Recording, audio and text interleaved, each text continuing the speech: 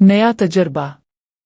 मैं गुज़िश्ता 3 या 4 साल से इंटरनेट पर इस किस्म की कहानियां पढ़ रहा हूं जिनमें औरतों को गैर मर्दों के साथ तस्कीन और सुकून हासिल करते हुए बयान किया जाता है। उन कहानियों को पढ़ने के बाद मेरे दिल में भी ये ख्वाहिश पैदा हुई कि क्यों ना मैं भी अपनी बीवी को किसी दूसरे मर्द के साथ ये सब करते हुए देखूं और इस तरह मेरी बीवी को भी एक नया जायका चखने को मिलेगा। लेकिन मैं इस बारे में अपनी बीवी से बात करते हुए हिचकिचाहट महसूस कर रहा था। फिर आखिरकार हिम्मत करके मैंने अपनी बीवी से इस बारे में बात की तो इसने मुझे साफ इनकार कर दिया। मगर फिर कुछ ही दिन बाद वो इस काम के लिए राजी हो गई तो मैंने फौरन एक ऐसे आदमी की तलाश शुरू कर दी जो मेरे ही सामने मेरी बीवी के साथ वो सब कुछ करे और उसको भरपूर तस्कीन और सुकून दे। और ये सब होता हुआ मैं अपनी आंखों से देखूं। फिर कुछ कोशिश के बाद मुझे ऐसा शख्स मिल गया जो ये सब कुछ करने के लिए तैयार था, तो मैं इसे अपने घर ले आया। और फिर मेरा नाम राशिद है और मैं पाकिस्तान के शहर गुजरात का रहने वाला हूँ। मैं एक निजी कंपनी में काम कर रहा हूँ और मेरी तनख्वाह भी माकूल है। मेरी उम्र 33 साल है और मेरी शादी 7 साल कबल मेरी कजिन राशिदा से हुई जो मुझसे 6 साल छोटी है। वो 2 बच्चों की मां होने के बावजूद बहुत स्मार्ट और सलीम है। इसके लंबे और घने बाल हैं, पेट तकरीबन न होने के बराबर है और उसकी आंखें ब्राउन हैं, जिसकी वजह से वो अब भी किसी लड़की की तरह लगती है। हमारे 2 बच्चे हैं और हमारी इज़दिवाजी जिंदगी काफी अच्छी रही है, मगर बाज औकात वो बदतमीज हो जाती है, लेकिन मैं खानदानी दबाव की वजह से इसे कुछ नहीं कह पाता। इब्तिदाई तौर पर मैं इससे काफी बेजार रहता था, लेकिन अब मुझे उन सब बातों की आदत हो गई है। मैं गुज़िश्ता 3-4 साल से इंटरनेट पर कहानियां पढ़ रहा हूं जिनमें औरतों को गैर मर्दों के साथ तस्कीन और सुकून हासिल करते हुए बयान किया जाता है। अब मेरे दिल में भी ये ख्वाहिश पैदा हुई कि मैं भी अपनी बीवी को किसी दूसरे मर्द के साथ ये सब करते हुए देखूं, लेकिन मैं इस बारे में अपनी बीवी से बात करने में हिचकिचाहट महसूस करता रहा। आखिरकार मैंने हिम्मत करके इस मौजू पर बात की, लेकिन वो इस पर राजी ना हुई। मगर मैंने हार नहीं मानी और इस मौजू पर बातचीत जारी रखी, लेकिन कोई नतीजा नहीं निकल सका। फिर आखिरकार मैंने इस मौजू पर राशिदा से बात करना छोड़ दी, लेकिन मेरी ख्वाहिश खत्म नहीं हुई और मैं मुसलसल इस बारे में सोचता रहा। फिर कुछ अरसे से दफ्तरी मामलात की वजह से मैं काफी परेशान रहा, जिसका असर मेरी इज़दिवाजी जिंदगी पर भी पड़ा।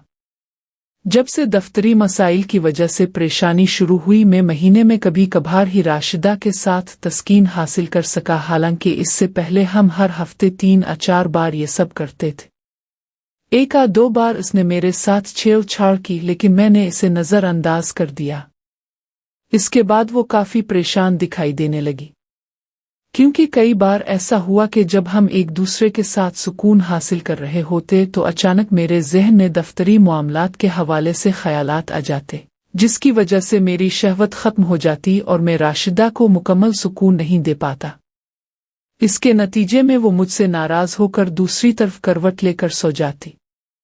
एक बार तो वो मुझ पर बरस पड़ी और गुस्से में मुझे कोसने लगी, लेकिन मैंने शर्मिंदगी के बाइस इसकी बात का कोई जवाब नहीं दिया और सो गया।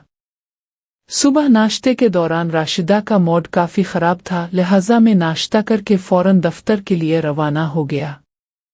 दोपहर को राशिदा ने मुझे फोन करके कहा कि आज आप हकीम साहिब के पास चले जाएं, तो मैंने इसकी बात मान ली। रात को जब मैं घर आया तो राशिदा ने पूछा कि क्या आप किसी हकीम के पास गए थे, तो मैं खामोश रहा और कोई जवाब न दिया। फिर जब रात को राशिदा बेड पर दूसरी तरफ मुड़ कर के लेटी हुई थी जबकि मैं टीवी देख रहा था, तो मैंने टीवी बंद किया और उसका मुंह अपनी तरफ करके इसे गिले लगाने की कोशिश की। तो राशिदा ने मेरी तरफ मुंह किया और आंखों में आंखें डालकर कहने लगी कि लगता है कि अब आप मुझे पूरी तरह से तस्कीन नहीं दे सकते, मगर आप परेशान नहीं हो, मैं इसका कोई ना कोई हल निकाल लूंगी। और ये कहकर वो दोबारा करवट लेकर सो गई। मैं फौरन उनकी बात को समझ नहीं पाया कि वो क्या कहना चाह रही थी। अगले रोज दफ्तर जाते हुए मेरे ज़हन में राशिदा की रात की बात आ गई। इब्तिदा में मुझे बहुत गुस्सा आया, लेकिन बाद में मैंने देखा कि इसमें मेरी पुरानी ख्वाहिश की तकमील का मौका मौजूद है। चुनांचा मैंने अपने ज़हन में एक मंसूबा तैयार कर लिया कि राशिदा को हर रोज इस काम के लिए तैयार करूंगा और फिर इसे अधूरा छोड़ दूंगा। फिर मैंने इस मंसूबे पर अमल करना शुरू कर दिया। पहले दिन ही मैंने बिस्तर पर लेटते ही राशिदा के साथ छेड़छाड़ शुरू कर दी, लेकिन जब वो इस काम के लिए मुकम्मल तौर पर तैयार हो गईं तो मैंने खुद को इससे अलग कर लिया और दूसरी तरफ करवट लेकर लेट गया। राशिदा ने मुझे अपनी तरफ मुतवज्जे करने की कोशिश की, मगर मैंने इसकी तरफ रुख नहीं किया। इस पर इसने मुझे सख्त अल्फाज में जवाब दिया और फिर खुद भी लेट गई। चंद दिन बाद मैंने दोबारा ऐसा ही किया।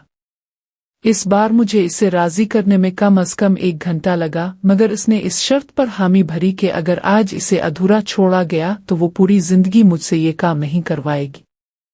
ताहम मैंने अपने मंसूबे के मुताबिक इसे फिर बीच में छोड़ दिया। इस वाक़ये के बाद राशिदा की मेरे साथ बातचीत बहुत कम हो गई और वो सिर्फ मुझे काम की हद तक ही बुलाती थी।